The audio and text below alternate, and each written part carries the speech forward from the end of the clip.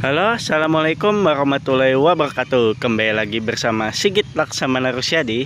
Pada kesempatan kali ini, sesuai dengan judul video, saya akan membahas alasan motor bebek itu kurang diminati, sekaligus merupakan pengalaman saya menggunakan motor ini, motor bebek Honda Supra 125 generasi pertama alias tahun 2006. Jadi saya akan membahas tentang pengalaman menggunakan motor ini kurang lebih 1 tahun lebih ya kalau nggak salah. Karena waktu dulu saya pakai motor matic teman-teman kalau buat kemana-mana. Dari dulu pertama saya pakai motor matic kepindah ke motor bebek ya. Alasannya pindah ke motor bebek ya, yang pertama irit perawatan teman-teman. Kalau motor matic, kalau bagian CVT-nya nggak pernah diservis, itu pasti berisik banget asli. Makanya saya pakai motor bebek aja, irit perawatan. Paling di motor ini kelemahannya di bagian rantainya cepet banget kendor, sama kalau misalnya hujan ya berisik lah suara rantainya gitu teman-teman. Ya ini motornya emang agak sedikit kotor ya, karena memang musim hujan kali ya. Oke teman-teman, kita langsung bahas mulai dari satu persatu. Jangan lupa tonton videonya sampai habis. Yo. Oke teman-teman, yang pertama alasan motor bebek kurang diminati adalah kurang praktis. Motor bebek dianggap kurang praktis oleh sebagian orang, apalagi untuk orang yang setiap hari melintasi jalur perkotaan yang macet.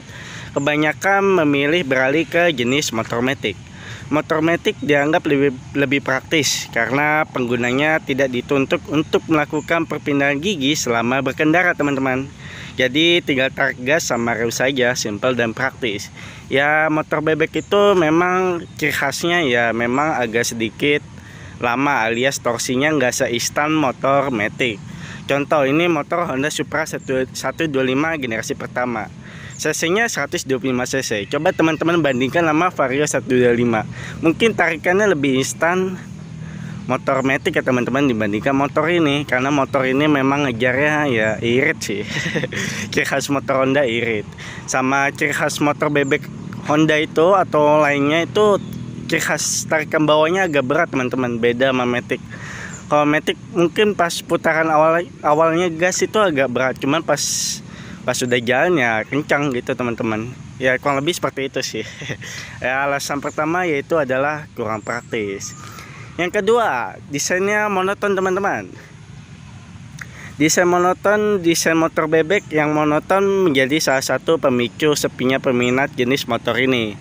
Maklum beberapa tahun belakangan memang produsen sepeda motor di Indonesia lebih konsen ke jenis matic. Hampir setiap tahun ada jenis motor matic yang baru dan dihadirkan, dibandingkan terbalik kondisinya dengan motor jenis bebek yang desainnya itu-itu saja sepanjang tahun. Jadi pilihan konsumen sangat terbatas. Oke teman-teman, jadi ini maksudnya adalah motor bebek zaman sekarang itu memang kurang fitur ya, terutama chassisnya. Sedangkan motor matic 110 cc itu ada chassisnya baru, SAF ya, itu Honda Beat sama Genio itu chassisnya baru. Sedangkan motor bebek gini-gini aja ya, nggak ada yang baru teman-teman. Terus sama lampu-lampunya masih bohlam kayak Revo, Supra. Lampu depannya itu masih bohlam biasa teman, buka LED. Sedangkan Honda Beat keluaran baru saja udah LED. Aneh kan teman-teman. Ya memang agak membosankan dari soal desain teman-teman. Yaitu pilihan sih. Terus selanjutnya adalah minimnya bagasi. Ya mungkin ini sangat diperhitungkan buat teman-teman yang sering-sering ke pasar atau beraktivitas sehari-hari. Memang bagasi sangat diperhitungkan konsumen dalam membeli motor. Motor jenis bebek minim fitur bagasi, beda dengan motor matic yang menawarkan atau berlomba-lomba dengan bagasi yang luas. Setidaknya pengguna motor bebek akan kesulitan untuk menempatkan jas hujan di motornya. Beda dengan pengguna motor matic yang punya bagasi cukup luas di bawah joknya. Oke teman-teman, jadi maksudnya adalah motor matic kan biasanya di bagian sini ada konsolnya teman-teman, atau penyimpanan lakinya. Sedangkan kalau motor bebek gak ada. Sebagai penggantinya motor bebek dikasih ini penjepit ya, penjepit sama bagian cantolan gantungan belanjaan. Jadi kurang lebih seperti itu teman-teman. Sama kalau bawa galon ribet sekali. Karena jenis motor bebek emang konturnya begini ya teman-teman, nggak kayak motor matic. Kalau motor matic kan deknya itu rata ya, rata. Tapi NMAX sama PCX gak rata sih. Nggak bisa bawa galon ya itu kedua motor. Oke teman-teman, sama bagasi ya, bagasi. Oke, kita buka. Sebenarnya bagasi muat-muat aja sih kalau buat jas hujan. Ya bagasinya memang kurang begitu besar dibandingkan motor matic kayak Beat, Vario segala macem. Kecuali kalau motor bebek yang nggak ada bagasi itu ada teman-teman, namanya Supra GTR 150 sama M-King 150 itu nggak ada bagasinya. Makanya kalau kemana-mana ribet emang. Sedangkan ini bagasinya cukup muat jas hujan, sedangkan tangki bensinnya ya kecil, cuman 3,5 liter kurang lebih seperti itu. Dan Honda Vario juga berlomba-lomba supaya bagasinya muat helm, sedangkan motor bebek yang model kayak gini cuma bisa muat jas hujan. Kecuali motor bebek super itu kayak MX King sama Super GTR itu gak ada bagasi. Jadi semuanya rata semua. Itu teman-teman. Sedangkan bagasinya ya seperti ini sih, kecil, nggak ada yang spesial, sama tangki bensinnya juga nggak terlalu besar juga, seperti itu kurang lebih. Oke, selanjutnya teman-teman, bagian keempat adalah bagian kaki yang tidak terlindungi. Bagian positif sepeda motor bebek yang terbuka cukup jadi masalah bagi sebagian orang saat musim hujan. Positif motor bebek yang terbuka membuat kaki atau sepatu mudah kotor terkena cipratan air. Beda dengan motor matic, dek yang luas dan tertutup cover body membuat perlindungan ke bagian kaki. Otomatis bagian kaki pengguna motor matic lebih aman dari kotoran atau becekan ketika musim hujan tiba. Oke teman-teman, jadi maksudnya adalah kalau teman-teman lihat motor bebek atau motor sport, kalau misalnya lewat becekan segala macam, mungkin teman-teman bisa kayak gini lah. Kalau di jalan pasti, kalau misalnya lewat becekan pasti kakinya pada begini teman-teman. Karena emang bagian bawah ini sering rentang kena cipratan kalau misalnya lewat becekan gitu teman-teman. Apalagi di bagian full-step belakang ini, karena ini ruang ban ini terbuka ya, beda sama motor matic itu semuanya tertutup oleh bagian cavity sama body.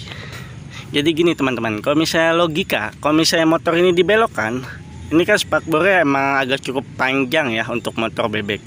Cuma kalau lagi belok atau misalnya kecepatan 30-40, ini otomatis cipratannya itu bakal kena di bagian kaki. Karena ini bagiannya terbuka banget ya. Sedangkan kalau motor matic itu tertutup oleh bagian dek sini teman-teman. Makanya tertutup oleh cipratan air. Walaupun memang kalau hujan tetap aja sih kaki basah. Cuman siapa sih yang nggak mau kena becekan kotoran banjir gitu atau kotor ya. Apalagi air comberan itu kalau nyiprat kaki rasanya bau banget. Oke gitu teman-teman, kurang lebih seperti itu. Kalau misalnya hujan memang motor bebek ini sangat-sangat kurang efisiensi dalam pengguna. Ya ini motornya emang kotor banget ya teman-teman. Karena memang habis pemakaian. Ya kurang lebih seperti itu sih pengalaman saya menggunakan motor ini teman-teman. Terus yang terakhir ini cukup lumayan menarik, karena yang kelima, kita bahas yang kelima ini iritnya hampir sama. Salah satu daya tarik motor jenis motor bebek dibanding matic adalah keiritannya.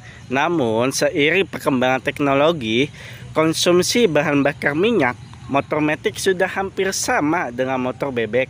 Hal ini juga mengurangi nilai lebih dari motor jenis bebek dan ikut berkontribusi atas kurangnya diminati jenis motor bebek ini. Oke teman-teman, jadi maksudnya adalah motor matic zaman sekarang itu iritnya hampir-hampir mirip sama kayak motor bebek. Ya walaupun memang motor ini karbu ya, tapi irit teman-teman, pada zamannya irit. Cuma seiringnya waktu, konsumen banyak yang pakai motor matic, akhirnya banyak perusahaan yang berlomba-lomba membuat motor matic itu irit teman-teman. Walaupun Vario 125, Vario 150 atau PCX 160, NMAX, itu motor matic gede-gede itu sekarang udah lumayan irit ya teman-teman. Makanya mungkin ya walaupun cc-nya gede tapi teman-teman beda sama motor ini. Tarikan bawahnya mah agak lemot, walaupun ini sistem bahan bakar karbo 125 cc irit, cuman tarikannya agak kurang gitu teman-teman. Ya kalau misalnya ini ya jelas matic ya teman-teman, torsinya dapat, iritnya juga hampir mirip sama motor bebek. Ya cuma itu pilihan sendiri teman-teman. Emang faktanya emang begitu, motor matic zaman sekarang sudah menyaingi keiritan bahan bakar di motor bebek, jadi ya wajar sih. Saya nggak bisa debat ya. Jadi kurang lebih seperti itu teman-teman, 5 alasan motor bebek itu kurang diminati menurut pengguna saya, alias saya pengguna motor bebek ini selama kurang lebih setahun lebih ya teman-teman. Karena saya dulunya pakai matic alias Honda Speci tahun 2012. Jadi gimana teman-teman? Kalau misalnya teman-teman suka dengan video ini, jangan lupa tekan like, share, serta subscribe. Sampai jumpa di video selanjutnya. Yo.